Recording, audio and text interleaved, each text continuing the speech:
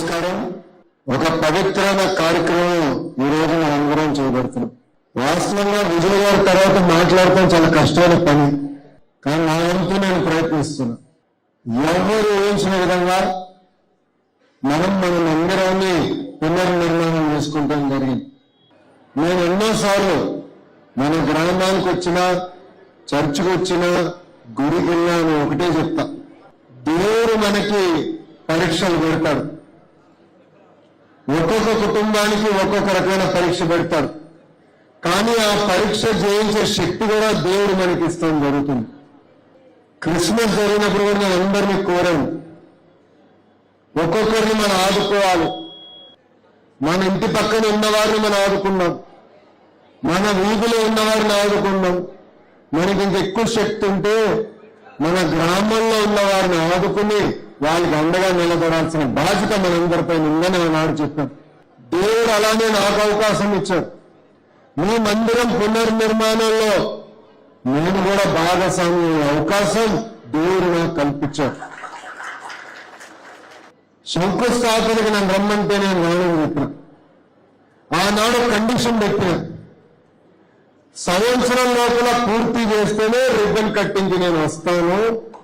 ఏ పని చేసినా ఒక సంకల్పం, ఒక పట్టుదలతో మనం చేయాలి.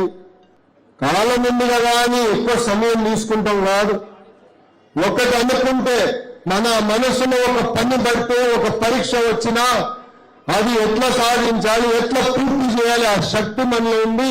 చేసి చూపించండి. కరెక్ట్గా క్యాలెండర్ మారే లోపల రిబ్బన్ కట్టింగ్ నన్ను పిలవమని వాళ్ళు కోరటం జరిగింది.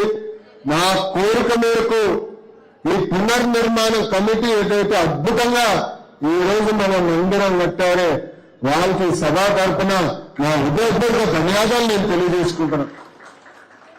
ఇది ఒక ఉదాహరణ. మనందరం గుర్తుపెట్టుకోవాలి, పరీక్షలు ఉంటాయి, భయపడకూడదు. ఈరోజు సమాజంలో మనందరం ఎక్కువ భయపడుతున్నాం. పిల్లల్ని కూడా చూస్తున్నా, ఒక ఎగ్జామ్ లో తక్కువ మార్కులు వస్తేనే అధైర్యపడుతున్నారు. అవసరం లేదు, ఇదొక పరీక్ష. మనకి పరీక్ష పెట్టాడు దేవుడు, ఆ పరీక్ష మనం సాధించాలని మనందరం సంకల్పంతో ఉండాలి.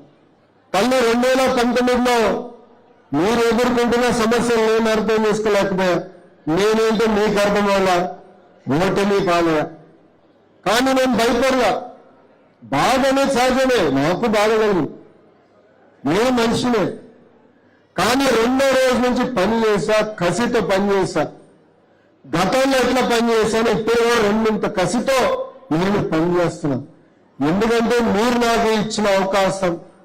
మనందరం కలిసికట్టుగా పనిచేస్తే మన గ్రామాన్ని, మన నియోజకవర్గాన్ని దేవుడి ఆశీస్సులతో ఒక భారతదేశంలోని ఆదర్శ నియోజకవర్గం తీర్చిదిద్దుకోగలుగుతాం. అందుకే రండి, కలిసికట్టుగా అభివృద్ధి చేసుకుందాం. కులాలు వేరవచ్చు, మతాలు వేరవచ్చు, కానీ నేను అందరినీ కోరేది ఒక్కటే, చల్లగా హాయిగా కలిసికట్టుగా మనందరం ముందరికి వెళ్ళాలి.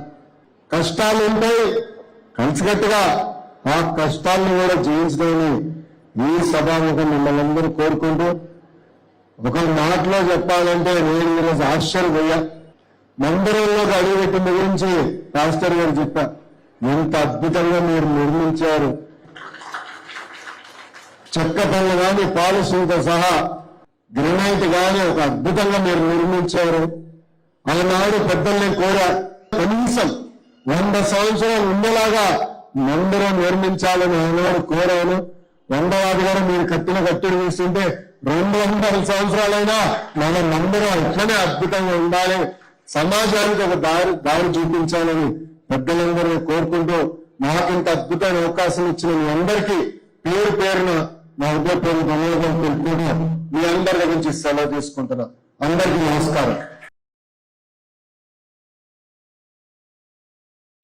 శాశ్వతమైన ప్రేమతో మమ్మల్ని ప్రేమిస్తున్న తండ్రి, ఘనమైన మహోన్నతమైన నామమును స్తుతిస్తూ ఉన్నాం. ఈ దేశము 77వ గణతంత్ర దినోత్సవాన్ని ఎంతో వైభవంగా జరుపుకుంటూ ఉంది. 140 కోట్ల ఈ దేశ ప్రజలందరి కొరకై మిమ్మల్ని మహిమపరుస్తూ ఉన్నాం.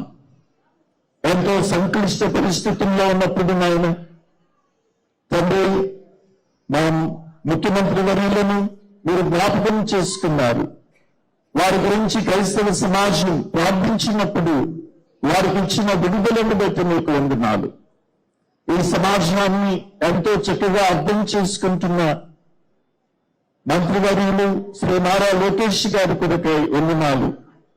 ఎంతో గొప్ప భావజాలము కలిగి ఈ సమాజాన్ని గురించి లోతుగా ఆలోచిస్తూ ఈ స్పీడ్ యుగంలో కాలముతో మనము కూడా మార్పు చెందాలి అని బీదలు, అన్నార్థులు, అభాగ్యులు ఎడల వారెంతో శ్రద్ధ కలిగి వారి విమోచన కోసమై, విడుదల కోసమై చేసే ప్రతి ప్రయత్నములో మీరు తోడుగా ఉన్నందుకు స్తోత్రాలు. వారి నాయకత్వాన్ని బలపరచండి, కుటుంబాన్ని దీవించండి, వారు అడుగుపెట్టే ప్రతి స్థలమును దీవించండి. యేసు ప్రభువా మీకే వందనాలు. రెవరెండ్ డాక్టర్ కొడాలి విజయ్ గారి కొరకే వందనాలు. వారు దైవ బలముతో నడిపించబడుతూ ఉన్నారు.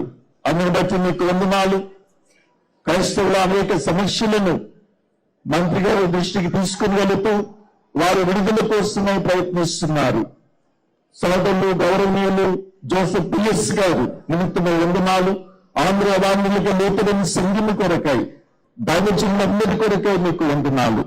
వీరి నాయకత్వమును బలపరచుమని ఈ సమయంలో వారిని అభిషేకిస్తూ ఉండగా ఆకాశము నుండి మీ దీవెనలు అనుగ్రహించి ఆరోగ్యము, క్షేమము, భద్రత, సకల దీవెనలు అనుగ్రహించుమని ఆత్మకూరు గ్రామమంతటిని దీవించండి. ఈ దేవాలయ మహోత్సవంలో పాల్గొన్న ఒక్కొక్కరిని, ప్రతి ఒక్కరిని దీవించండి. సోదరుడు చిరంజీవి గారి కొరకే వందనాలు. ప్రభు వారికి ఇచ్చిన బాధ్యతల కొరకే వందనాలు. ఈ గ్రామమును, ఈ ప్రజలను, ఈ నియోజకవర్గాన్ని, ఈ రాష్ట్రాన్ని, ఈ దేశాన్ని, ప్రపంచాన్ని వర్ధిల్ల చేయమని మీ ముందైన దీవెనలు దైవజనుల ద్వారా, మీ ద్వారా మంత్రివర్యులు శ్రీ నారా లోకేష్ గారికి వారి పరిపాలనకు అందించమని, ఈ రాష్ట్రమును సుఖశాంతులతో వర్ధిల్ల చేయమని యేసుక్రీస్తు నామములో ప్రార్థిస్తున్నాము తండ్రి.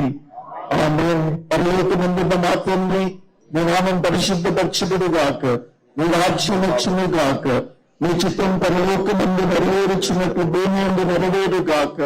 మా ఎడల అపరాధం చేసిన వారిని మేము క్షమించిన ప్రకారం మా అపరాధములను క్షమించుము. మమ్మల్ని శోధనలోనికి తేక దృష్టి నుండి తప్పించుము. రాజ్యము, శక్తి, మహిమయు నిరంతరము నీవే ఉన్నవి. మన యేసుక్రీస్తు వారి కృప, తండ్రి అయిన దేవుని ప్రేమ, పరిశుద్ధాత్మ దేవుని దీవెనలు ఇక్కడ చేరిన మీరందరికీ, ప్రత్యేకించి గౌరవ మంత్రివర్యులు శ్రీ నారా లోకేష్ గారికి, వారి నాయకత్వానికి, ఈ రాష్ట్రమంతటికి తోడై దీవించుగాక. ఆమేన్. God bless you, sir.